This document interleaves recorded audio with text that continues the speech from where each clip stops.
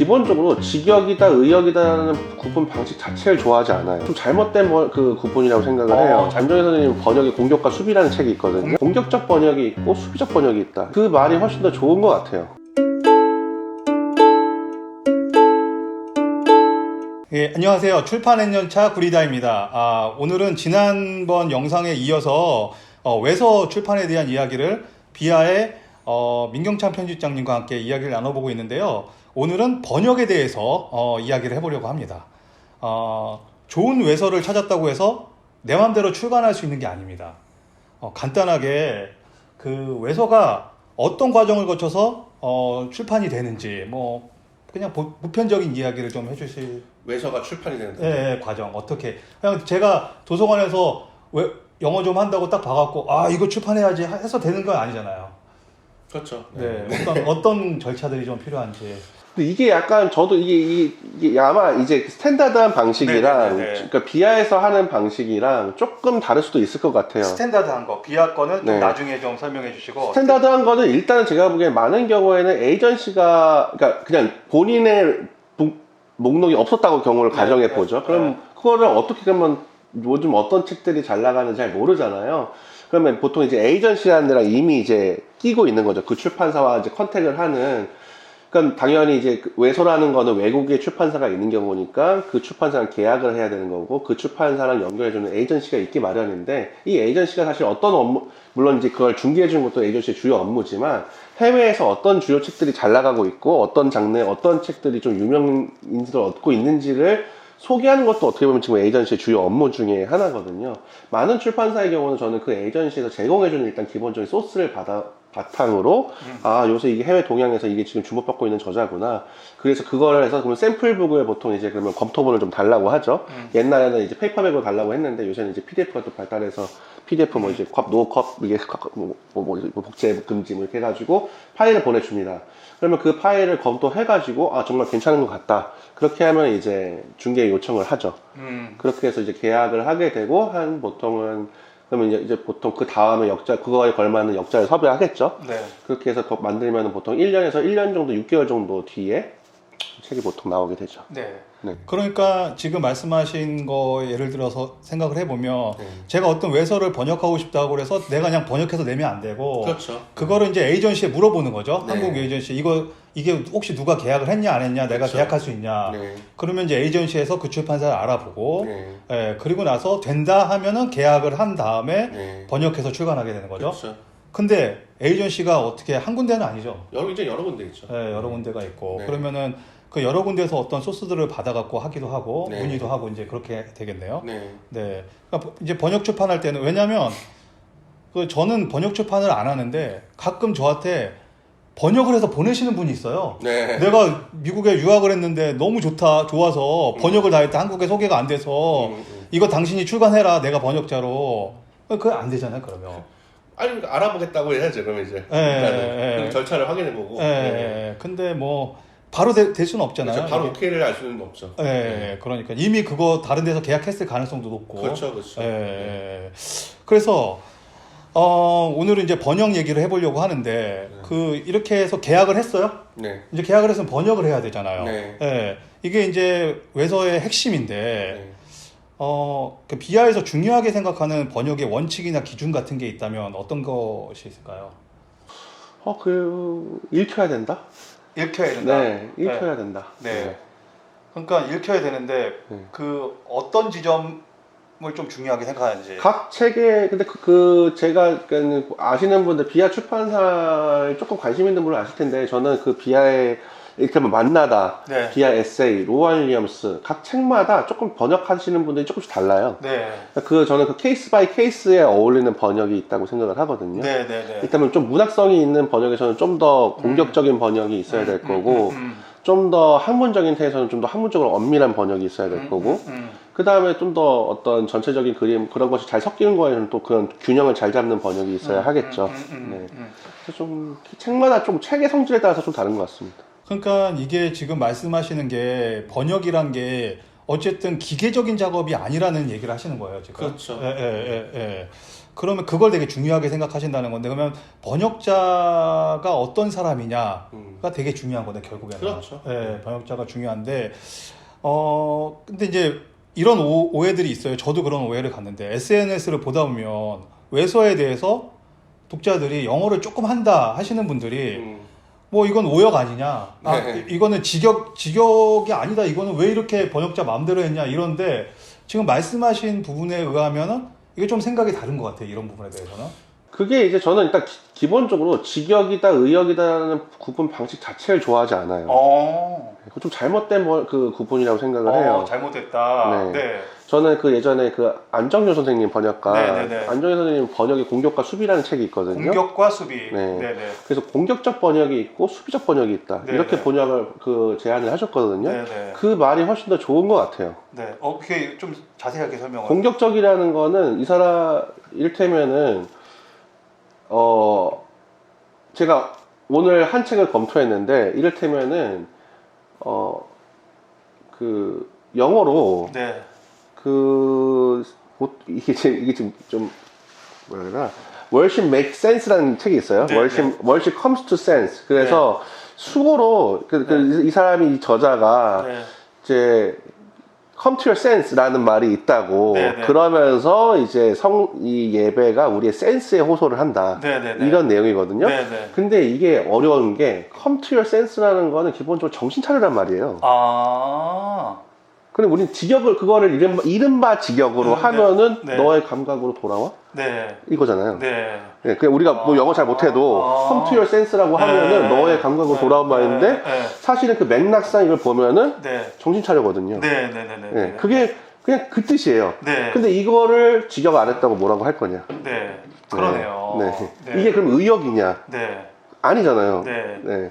제가 보기엔 이렇게 그 컴퓨터 센스의 맥락을 이렇게 저렇게 맥락 해보면 결론적으로 정신 차렸는데 네. 그거는 제가 공격적 번역인 거죠. 네. 네. 근데 훨씬 더 우리 도착어에 더 신경을 많이 써가지고. 네. 네. 그러네요. 네. 그러니까 사실은 번역에 있어서 네. 비하의 경우에는 번역자의 창의성이나 네. 번역자의 그 어떤 권한에, 그러니까 처음 선정할 때 그거를 염두해서 번역자들을 정하고. 그렇죠. 예, 텍스트의 성격에 따라서 그렇죠. 거죠. 예, 그러니까요. 네. 그러니까 번역하는 분들을 좀 과격하게 말해서 구글 번역기로 여기는 건 아니라는 거잖아요. 아, 그렇죠. 기계적으로 그럴 수 없죠. 하게. 그럴 수 없는 부분만 저는 번역이 이제 나중에 살아남을 거라고 생각을 해요. 네, 그런 네. 책만 책으로 내려고 하고. 네. 네. 그러니까요. 네. 그래서 읽혀야 된다는 말씀은 네. 바로 그 말씀이네요. 네. 네. 그러니까 문학책답게 읽히게 해야 되는데, 그렇죠. 네, 문학책을 번역했는데 네.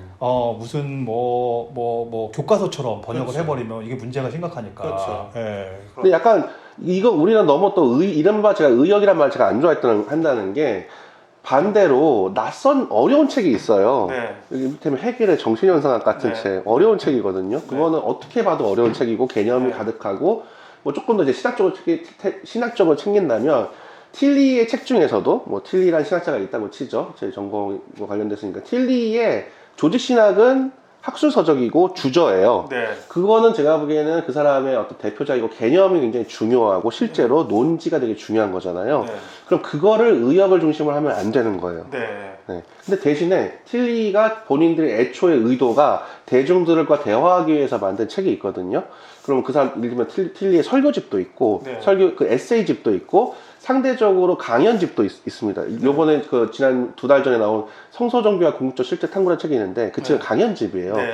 그럼 그 책은 제가 보기엔 또 너무 딱딱하게 번역하면 그것도 잘못된 번역이라는 거죠. 네. 그러니까 그 저자의 의도가 애초에 자기가 이 사람이 개념을 충분히 살려가지고 논지를 정확하게 하려고 한 거냐, 자기의 복잡한 사고의 그걸 과정을 보여주기 위해서 한 거냐, 아니면 이걸 조금 더 쉽게 풀어주기 위해서 애쓴 거냐, 그런 것들을 미리 파악을 하고 그거에 맞게 번역하게, 그래서 그것이 읽히게 하는 게 번역의 의도지. 조직 신학을 제가 보기엔 읽기 좋게 만드는 건 좋은 번역이라고 또 할 수 없어요. 그냥 이렇게 만약에 그게 너무 이를테면 이른바 평가가 너무 문장이 부드럽고 잘 읽힌다. 그러면 좀 이상한 거예요. 제가 보기엔. 그거는 조금 약간 어색하고 조금 좀 이해가 잘 안 된다. 근데 그런 거는 그런 책들은 어떻게 보완을 해줘야 되냐? 각주로 보완을 해줘야 되는 거죠. 그 그러니까 역자의 전문성이 되게 중요해지는 거고. 중요하죠. 각주로 이게 왜 이렇게 어색하냐? 이게 이렇게 한 이유는 이렇게 해서 이게 지금 어떤 사상성을 얘기하기 때문에 이게 이런 뜻이 있는 거다. 이렇게 보완을 해주는 게 하는 거고. 그래서 제가 보기엔 학술서 번역이랑 또 고전 번역이랑 에세이 번역이랑 뭐 문학서 번역이랑 다 좀 방법은 좀 다를 수밖에 없다. 그러니까 그거에 맞게 그렇게 맞게 아까 답게라고 하셨는데 답게 읽히게 하는 게 되게 중요하다. 네. 그러니까 이제 번역을 지적하시는 분들도 이런 거 좀 염두에 두시고 하셨으면 좋겠어요. 어떤 것들은 지적하시는 분들이 부분이 맞는데 어떤 것들은 아예 이 맥락과 상관없이 이제 말씀하시는 분들이 계셔서 그렇죠. 그러면 그거를 받아들일 수가 없거든요. 네. 예, 그러니까 그런 측면에서 좀 다뤄봤습니다. 네. 그러면 번역의 수준은 네. 오롯이 번역자의 몫인가? 그거는 대표님도 이제 잘 아실 것 같은데 그냥 정확히 말하면 책이라는 것 자체가 온전히 저자의 것인가? 아니잖아요. 근데 책이라는 것 자체, 책이라는 어떤 우리에게 그냥 상품, 책이라는 어떤 사물 자체가 어떻게 보면 종합 제조품이죠. 굉장히 크게 나눠보면 저자와 혹은 역자와 편집자의 어떤 산물, 더 나아가서는 사실은 인쇄업자, 물류업자, 다 그거 복잡하긴 여러 사람들의 손이 이루어진 어떤 하나의 제조품이듯이, 제조품이자 예술품이자 뭐 이건 부여하기 나름이겠지만, 제가 보기에는 번역도 기본적으로 최소한 저자와 역자와 편집자와의 어떤 공동의 커뮤니케이션의 산물이겠죠. 맞죠. 그래서 오롯이 번역자가 다 짊어지면 안 된다. 그럼 내가 욕하고 싶을 때 편집자를 욕해야 되는 것인가? 번역자를 욕해야 되는 것인가? 여하튼 간에 그런 측면으로 좀 이해를 하셨으면 좋겠고, 그러면 지금 말씀하신 것처럼 이게 이제 공동 저작이다 이렇게 말씀하셨는데, 그러면 좋은 번역을 위해서 출판사는 어떤 역할을 해야 되는가? 굉장히 정직한 질문과 어떤 그러니까 서로 어떤 신뢰가 있어야 되고, 기본적으로. 번역자와의 신뢰. 그다음 두 번째는 정직함이 필요한 것 같아요. 그 신뢰를 바탕으로 한 정직한 질문이. 정직한 질문이란 게 무슨 의미인가요? 이해가 안 되는데 이해가 되는 척하고 넘어가는 게 아니라 만약에 번역문이 이해가 안 되면 이게 무슨 뜻인가요? 다시 좀 해달라고 다시 물어볼 수 그냥 아니면은 이게 원래 원문이 꼬여 있기 때문에 그런 것이니까 원문을 확인했을 때 이게 너무 원문 이게 좀 원문이 그런 것인가 하고 이게 줄줄 쳐놨을 때. 자존심은 안 상하고 서로 그것을 더 좋은 대안을 찾아서 함께 만들어 나갈 수 있는 그런 신뢰가 필요한 거죠. 이게 되게 중요한 얘기네요. 그러니까 이해가 안 되는 거 앞에서 내가 내 자신 앞에서 좀 솔직해져야 되네. 가장 먼저는요. 그냥 넘어가면 안 되고. 자기가 일단 편집자가 제일 첫 번째 독자잖아요. 편집자도 나름 그래도 고급 독자라고 할 수 있을 텐데 게다가 이 제품에 책임이 있는 독자이기도 하고 내가 이해가 안 되는데 다른 사람이 이해되기를 바랄 수는 없는 거잖아요. 그러니까 그런 거에 대해서 좀 냉정하게 책으로 나올 때까지는 가장 냉정한 좀 자세를 유지하고 질문을 던지고 그 번역자는 그게 무슨 상처 주기 번역자가 뭐 한판 뜨자 뭐 이런 게 아니라 더 좋은 책을 만들기 위한 필연적인 과정이라고 생각을 하고 그 속에서 같이 노력을 하는 게 되게 중요하다고 생각을 합니다. 그래서 편집자와 번역자의 신뢰가 중요하다는 것이 그런 측면에서 서로 상호 보완을 해주고 더 나은 독자를 위한 더 나은 출판을 위해서 그 신뢰가 중요하다. 이거 되게 사실은 대단히 중요한 부분인데 대표님도 아시겠지만 사실은 이거는 사실 뭐 좋은 책을 만들기 위한 저자와 똑같은 거잖아요. 이거는 저자와 편집자의 관계도 똑같은 건데. 그러니까요. 그래서 대단히 중요한 말씀을 해주신 것 같아요. 그래서 오늘은 그러니까 외서의 가장 핵심 중에 하나라고 여겨지는 번역에 대한 이야기를 좀 말씀을 좀 나눠봤습니다. 이게 저도 사실은 몰랐던 얘기들을 많이 듣게 됐고 기본적으로 어떤 자세를 가져야 되는지도 다시 생각해 볼 수 있는 아주 좋은 시간이었던 것 같습니다. 오늘 감사합니다. 감사합니다.